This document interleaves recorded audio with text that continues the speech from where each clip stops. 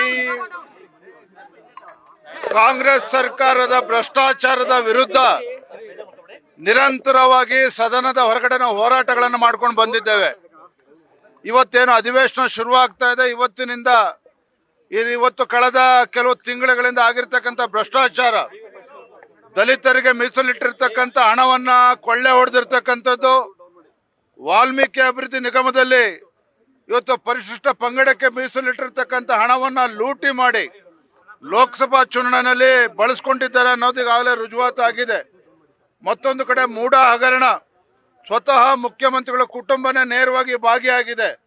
ಮತ್ತೊಂದು ಕಡೆ ಕಾಂಗ್ರೆಸ್ ಸರ್ಕಾರ ಸಿದ್ದರಾಮಯ್ಯನವರು ಮುಖ್ಯಮಂತ್ರಿ ಆದ ನಂತರದಲ್ಲಿ ಮೂಡಾದಲ್ಲಿ ಸಾವಿರಾರು ಕೋಟಿ ಬೆಲೆ ಬಾಳ್ತಕ್ಕಂಥ ನಿವೇಶನಗಳನ್ನ ಬಡವರಿಗೆ, ದಲಿತರಿಗೆ, ಹಿಂದುಳಿದ ವರ್ಗಗಳಿಗೆ ಮೀಸಲಿಟ್ಟಿರ್ತಕ್ಕಂಥ ನಿವೇಶನಗಳನ್ನ ಮನಸೋ ಇಚ್ಛೆಯನ್ನ ಕೊಟ್ಟಿದ್ದಾರೆ ಪುಡಾರಿಗಳಿಗೆ.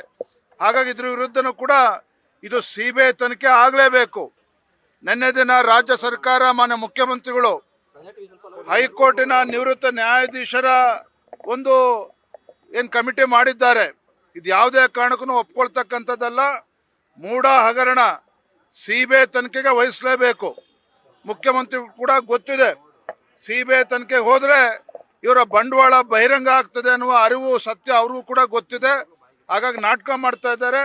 ಆದ್ರೆ ನಾವು ಇದಕ್ಕೆ ಅವಕಾಶವನ್ನು ಕೊಡೋದಿಲ್ಲ. ಸಿಬಿಐ ಮೂಡ ವಿಚಾರದಲ್ಲಿ ಸಿಬಿಐ ತನಿಖೆ ಆಗಲೇಬೇಕು. ಮತ್ತೆ ವಾಲ್ಮೀಕಿ ಅಭಿವೃದ್ಧಿ ನಿಗಮ ನೋಡ್ತಾ ಇದ್ರೆ ಈಗಾಗಲೇ ನಾಗೇಂದ್ರ ಅವರು ಅರೆಸ್ಟ್ ಆಗಿದ್ದಾರೆ.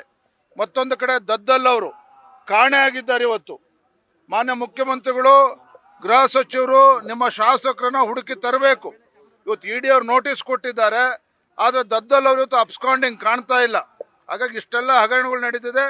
ಒಂದು ಕಡೆ ಅಭಿವೃದ್ಧಿ ಇಲ್ಲ, ಮತ್ತೊಂದು ಕಡೆ ಇವತ್ತು ಬೆಲೆ ಏರಿಕೆ, ಅಭಿವೃದ್ಧಿ ಶೂನ್ಯ ಸರ್ಕಾರ, ದಲಿತ ವಿರೋಧಿ ಸರ್ಕಾರ, ಭ್ರಷ್ಟಾಚಾರದಲ್ಲಿ ಮುಳುಗಿರ್ತಕ್ಕಂಥ ಸರ್ಕಾರಕ್ಕೆ ತಕ್ಕ ಪಾಠವನ್ನು ಕಲಿಸ್ತೇವೆ ಇದು ಅಧಿವೇಶನದಲ್ಲಿ.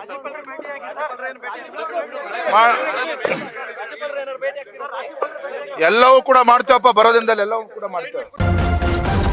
ನ್ಯೂಸ್ ಫಸ್ಟ್, ನಿರ್ಭೀತಿಯಿಂದ ನಿಮ್ಮ ಪರವಾಗಿ.